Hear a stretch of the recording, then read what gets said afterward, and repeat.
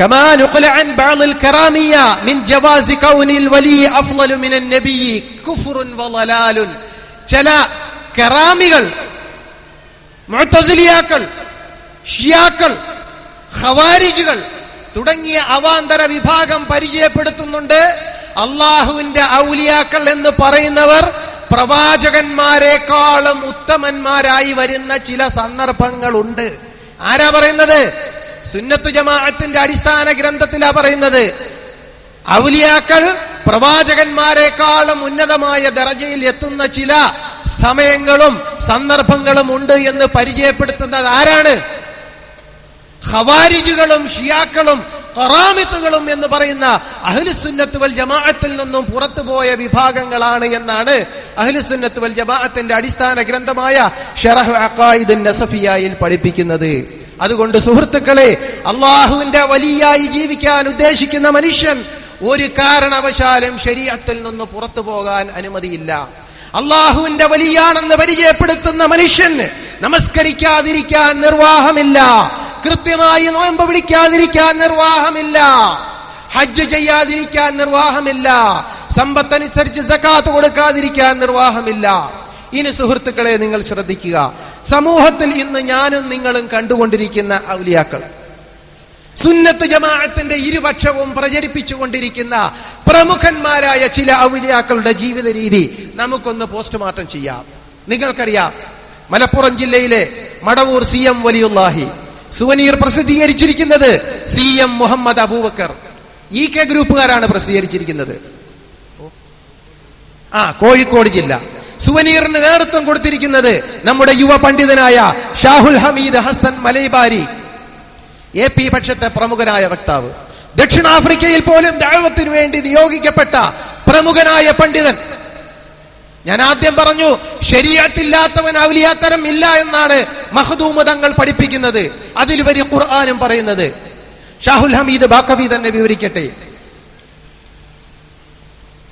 CM വലിയുല്ലാഹിയുടെ ചില പ്രത്യേക അവസ്ഥകളെ സംബന്ധിച്ചിട്ട് അദ്ദേഹം പറയുന്നത്, മറ്റൊരു ഘട്ടത്തിൽ താടിയും മുടിയും വളർത്തി കണ്ടാൽ ഭയം തോന്നുന്ന രീതിയിലായിരുന്നു. ആരാ? CM വലിയുള്ള. ഇക്കാലത്ത് കണക്കില്ലാതെ വെറ്റില ചവച്ചിരുന്നു.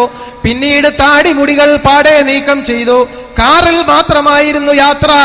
തുരുതുരാ സിഗരറ്റ് വലിച്ചിരുന്നു. സ്വർണമോതിരവും ചെയിനും ധരിച്ചിരുന്നു. പാന്റും കോട്ടും മാത്രമല്ല, ടൈ പോലും കെട്ടിയിരുന്നതായി കണ്ടവർ പറയുന്നു. വായനക്കാർക്ക് വേണമെങ്കിൽ വിശ്വസിക്കാം.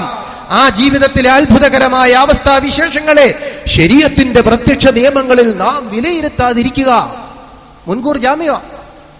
CM വലിയുള്ളേ സ്വർണത്തിന്റെ മോതിരവും ചെയിനും ഒക്കെ അണിഞ്ഞുകൊണ്ട് കാറിൽ യാത്ര ചെയ്തു. ഓക്കെ, കാശുള്ളവർ ചെയ്തോട്ടെ.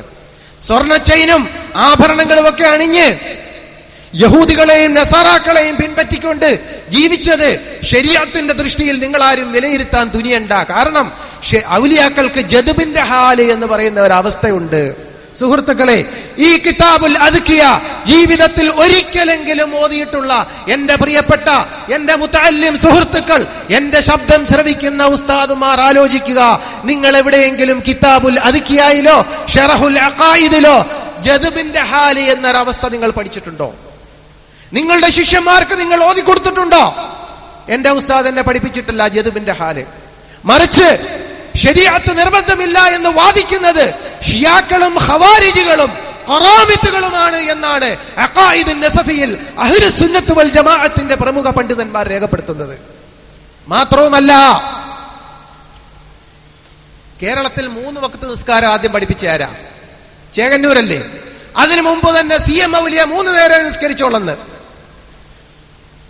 മമ്മൂട്ടി മൂപ്പന്റെ വീട്ടിലെ 3 വർഷ താമസക്കാലത്തിനിടയിൽ ഒരു ദിവസം മഗ്രിബ് ഇശായി മാത്രമാണ് മൊയ്തീൻ സാഹിബ് നമസ്കരിച്ചത്. മഗ്രിബ് ഇശായി മാത്രം. അന്ന് പുതിയ വസ്ത്രങ്ങൾ അണിഞ്ഞ് ഞാൻ ഹറമിൽ ഇമാമ് നിൽക്കുകയാണെന്ന് മറ്റുള്ളവരോട് പറഞ്ഞുകൊണ്ട് സൗദിയിലെ അസ്തമന സമയം കണക്കാക്കി മഗ്രിബിന്റെ നേരത്താണ് മൊയ്തീൻ സാഹിബ് നമസ്കരിച്ചത്. മനസ്സിലാക്കണം. ഷേഖുനായും ഹാജിയാരും ബാവു എന്ന അഹമ്മദ് കോയയും സാഹിബിനെ പിന്തുടർന്ന് നമസ്കരിച്ചു. ഈ 2 നേരത്തെ നിസ്കാരം ആര് പഠിപ്പിച്ചതാ?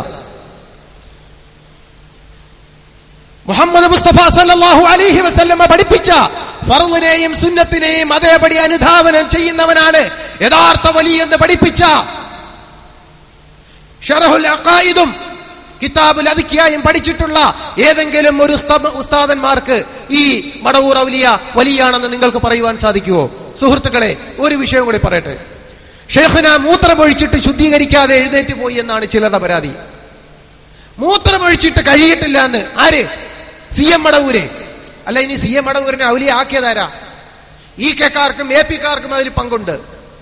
വ്യക്തമായി ഞാൻ പറയുന്നു, ഇത് EK വിഭാഗം എഴുതിയ CM മടവൂർ മായാത്ത മുദ്രകൾ എന്ന പുസ്തകമാണ്.